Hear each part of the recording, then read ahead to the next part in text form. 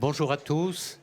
François Hollande, bonjour. Bonjour. Merci de vous prêter à cet exercice audacieux qui consiste à tirer le bilan en 20 minutes de 5 ans de présidence et de quelques longues années d'expérience politique.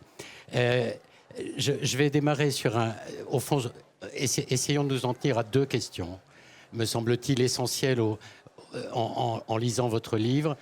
La première, c'est la crise démocratique française. La deuxième, qui n'est pas sans lien, c'est la crise du socialisme ou de la social-démocratie française et de la gauche en général. Sur la crise démocratique, à plusieurs reprises dans votre livre, vous la pointez. À propos des Gilets jaunes, du mouvement des Gilets jaunes, vous ajoutez que vous l'aviez sous-estimé.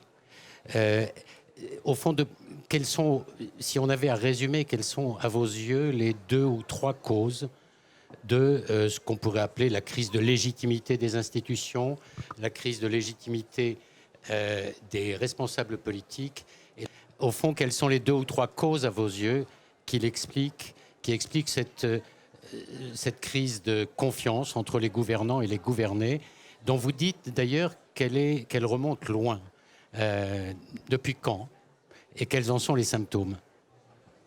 Bon, d'abord, bonjour. Je suis la première fois que je viens ici à Saint-Maur, mais je n'avais pas le temps jusque-là de me consacrer à l'écriture. Et sortant de l'Élysée, j'ai voulu, à travers ce livre, réfléchir bien sûr sur ce qu'avait été ma responsabilité, les épreuves que nous avions pu traverser, mais aussi, comme Gérard Courtois l'évoque, la crise de la démocratie qui n'est pas propre à la France, qui touche tous les pays occidentaux, précisément ceux qui avaient pensé que la démocratie allait être le système politique de référence à l'échelle du monde. Souvenez-vous, quand le mur de Berlin s'effondre, lorsque la mondialisation est acceptée par l'ensemble des pays, démocratiques ou non démocratiques, nous pensons tous qu'il va y avoir, de manière irréversible, un mouvement vers la liberté, le pluralisme et la démocratie. Et nous constatons depuis plusieurs années qu'au lieu d'engager ou de tirer les dividendes de cette démocratie et de cette ouverture, nous constatons que les peuples se referment sur eux-mêmes et contestent même les formes de la démocratie. Vous allez jusqu'à dire qu'elle n'a jamais été aussi menacée depuis l'après-guerre. Oui, je pense qu'elle est menacée et à l'intérieur et à l'extérieur. À l'extérieur, parce que les puissances qui ne sont pas démocratiques ne cessent d'avancer depuis plusieurs années. La Russie, à travers ses moyens militaires, à l'est de l'Europe, en Ukraine, au Moyen-Orient, et aussi en Afrique, ce qui est nouveau. Et on ne pensait pas que la Russie, qui s'était débarrassée de l'impérialisme soviétique, aurait cette visée-là. Et incontestablement, elle retrouve une ambition impériale. La Chine, que nous pensions à un moment gagnée par l'esprit de commerce, de capitalisme, disons les choses telles qu'elles sont, et nous constatons, et on a fêté, hélas, tristement l'anniversaire de Tiananmen, 30 ans, eh bien la Chine continue de tirer les bénéfices de la mondialisation sans aucune concession sur le plan démocratique. Ça, ce sont les menaces extérieures, mais je devrais en ajouter d'autres. Les printemps arabes qui ont, à l'exception de la Tunisie, échoué, les guerres qui sont en Afrique et au Moyen-Orient, la montée du terrorisme. Et puis, il y a les menaces intérieures par rapport à la démocratie. Et là, ça ne prend pas les mêmes formes. Il n'y a pas de lutte contre le régime démocratique, mais il y a une contestation de ces formes à travers notamment un nationalisme ou un extrémisme. Prenons quelques exemples en Europe et en Amérique. Je commence par l'Amérique. Grande démocratie s'il en est. Et qui, à travers le choix qui s'est fait pour le président Donald Trump, et qui peut se refaire, nous avons là les crispations d'un grand pays qui, alors qu'il était regardé comme le principal bénéficiaire avec d'autres de la mondialisation, qui a la tentation de se replier sur lui-même, de remettre en cause des avancées de liberté et qui prend un président qui va lui aussi refuser d'intervenir dans le monde et refuser aussi de prendre les valeurs démocratiques comme référence. En Europe, on a des régimes qui sont issus du suffrage universel, la Hongrie, la Pologne et beaucoup d'autres, l'Italie plus récemment, et qui contestent les valeurs même de l'Union européenne. Et puis en France, commençons peut-être par nous-mêmes. En France, c'est en France que l'extrême droite a commencé à faire ses meilleurs résultats en Europe, à partir de 83-84 et continuellement jusqu'à aujourd'hui. Et parallèlement, une montée de l'abstention pour tous les scrutins et l'éclatement de ce qu'était la vie politique française, structurée autour de 2 ou 4 partis, 2 de gauche, 2 de droite. Et on voit que ces partis souffrent de mise en cause de leur propre organisation par leurs dirigeants eux-mêmes, d'ailleurs. Donc voilà, je pense qu'un des problèmes que la génération qui arrive va avoir à régler, c'est comment redonner confiance dans la démocratie, d'autant que les moyens technologiques, les réseaux sociaux, font qu'aujourd'hui, chaque personne considère qu'elle est un parti politique en tant que tel, qu'elle a son mot à dire, ses déclarations à faire, et à l'équivalence du président de la République. Quand s'ajoute la crise des organisations syndicales ou des corps intermédiaires, ça donne les gilets jaunes, avec ce que ça révèle, c'est-à-dire des personnes qui se sentent oubliées, avec ce que ça a quand même de positif dans un premier temps, l'envie de se regrouper, et de plus négatif dans le refus de dialoguer ou de trouver un débouché. Voilà ce que je peux dire sur la crise de la démocratie. Je pense que ça sera un des grands enjeux des années qui viennent. Mais si on rentre un tout petit peu dans le détail de cette crise démocratique, quand les Français sont dans toutes les enquêtes de Sciences Po, par exemple, 2 sur 3 à dire la démocratie fonctionne mal en France. Quand ils sont 4 sur 5 à dire les hommes politiques, les responsables politiques ne tiennent pas compte de ce que pensent des gens comme nous. Comment expliquez-vous, après l'expérience faite au premier plan à l'Élysée, comment expliquez-vous cette incompréhension entre le responsable politique et le citoyen? Premièrement, la succession des alternances, depuis maintenant 1981, qui a été quand même un élément très positif pour la Ve République, l'alternance. Elle a aussi créé une forme de fatigue démocratique. On change, et certains disent, pour ne rien changer. Et donc sont apparus à ce moment-là des partis qui considéraient qu'il fallait, les mots ont été maintenant dévoyés, faire dégager ceux qui représentaient le système. Et ça remonte à l'extrême droite, mais ça a été suivi par beaucoup d'autres.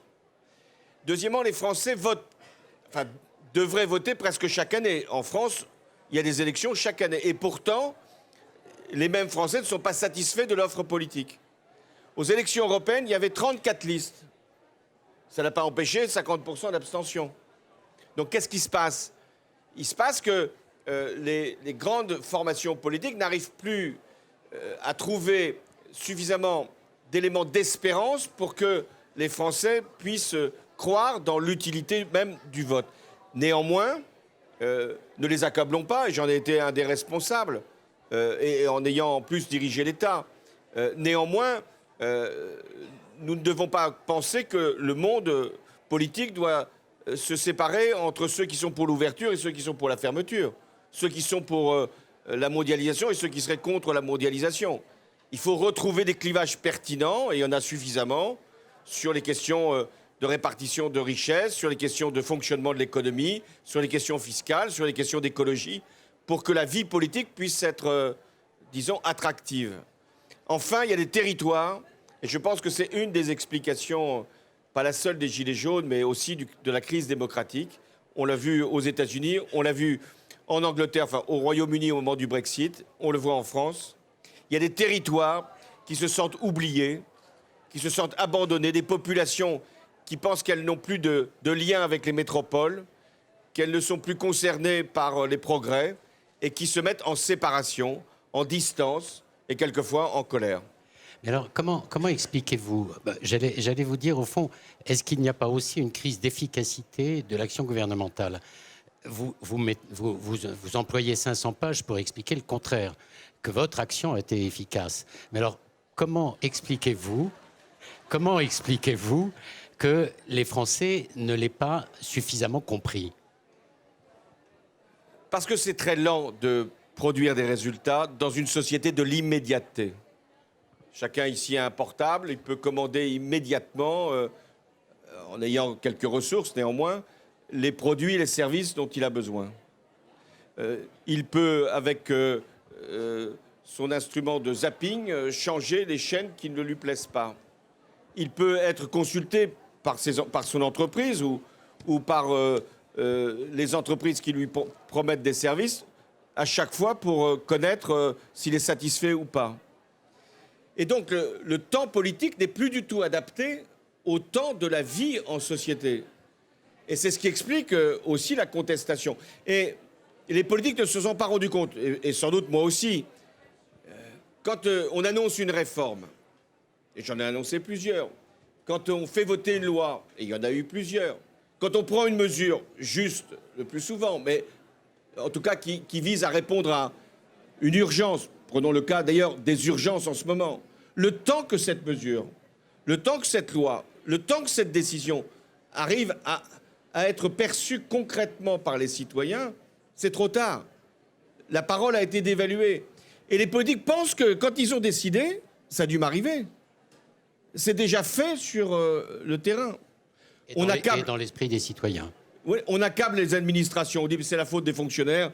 Ils sont conservateurs, ils ne vont pas assez vite, ils retiennent, ils sont peut-être déloyaux politiquement. Mais ce n'est pas vrai. Les fonctionnaires, les hauts, les moyens ou les plus modestes font leur travail.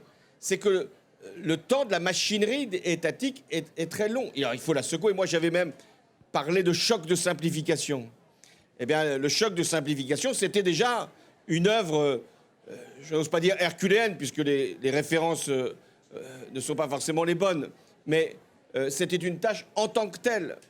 Et je crois que ça, c'est une grande question pour la démocratie. Comment peut-elle être beaucoup plus rapide, beaucoup plus efficace? Je vais juste donner un exemple, et qui d'ailleurs, quelquefois, permet de comprendre pourquoi les présidents de la République successifs s'intéressent parfois plus à la politique extérieure et à la politique de défense qu'à la politique, j'allais dire, économique, sociale, celle qui va compter dans la vie des citoyens, ou la politique urbaine, ou la politique dans les territoires. Quand je décide d'intervenir au Mali, janvier 2013, je réunis l'état-major, je réunis les ministres, je prends ma décision. Le lendemain, il y a des militaires qui partent et qui agissent. Et les terroristes qui sont repoussés. Quand on fait face à des attentats, qu'on mobilise nos forces de sécurité, qu'on essaye d'apporter des réponses en termes de renseignement, on a des résultats. En tout cas, on voit tout de suite l'action. Mais quand on prend une décision, et j'en ai pris beaucoup dans le domaine économique, là, le délai est beaucoup plus long. Le temps est beaucoup plus long.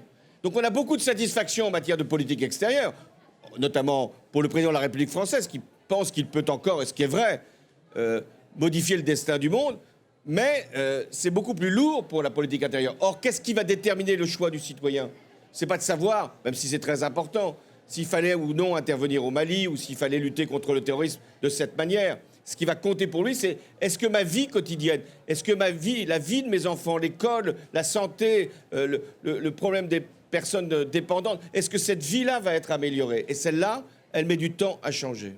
Dans l'ordre des satisfactions, en dehors de la politique étrangère, est-ce que l'évolution et l'avenir du socialisme et de la social-démocratie sont une source de satisfaction pour celui qui a été le principal responsable du Parti socialiste français, puis de ce camp de la gauche qui a reconquis le pouvoir en 2012, pardon. J'ai pensé, comme vous sans doute, qu'en 2017, le temps des clivages politiques, la gauche, la droite, le Parti socialiste ou les partis qui avaient, avec le gaullisme, puis après avec les différents présidents de la République, structuré la vie politique, que ce temps-là était passé et que l'on voyait en Europe les mêmes mouvements se dessiner. Et en réalité, je ne le crois pas. Je pense que face à des problèmes tels que nous les connaissons, la montée des inégalités, la question écologique, la question même de la démocratie, les clivages sont encore très pertinents. Mais c'est vrai que la gauche et le Parti socialiste, notamment en France, pas seulement en France, a été contesté parce qu'il était au pouvoir par une autre partie de la gauche qui lui a fait le procès, assez classique d'ailleurs, de la déviation, voire même de la trahison, parce que associé aux responsabilités du pays. Vous êtes cinglant dans votre livre sur la gauche radicale. Oui, parce que en gros, vous expliquez que ce sont les idiots utiles du capitalisme. Je pense que c'est des empêcheurs d'alternance.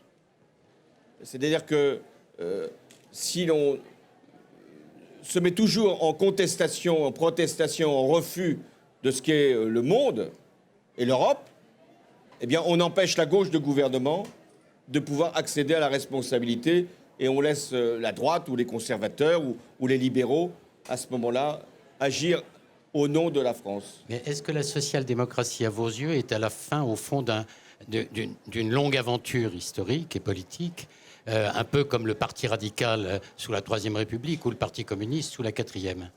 Oui, certains le pensent. Pas vous, je le sais, mais certains le pensent. Et pas vous, semble-t-il. Et pas moi, non.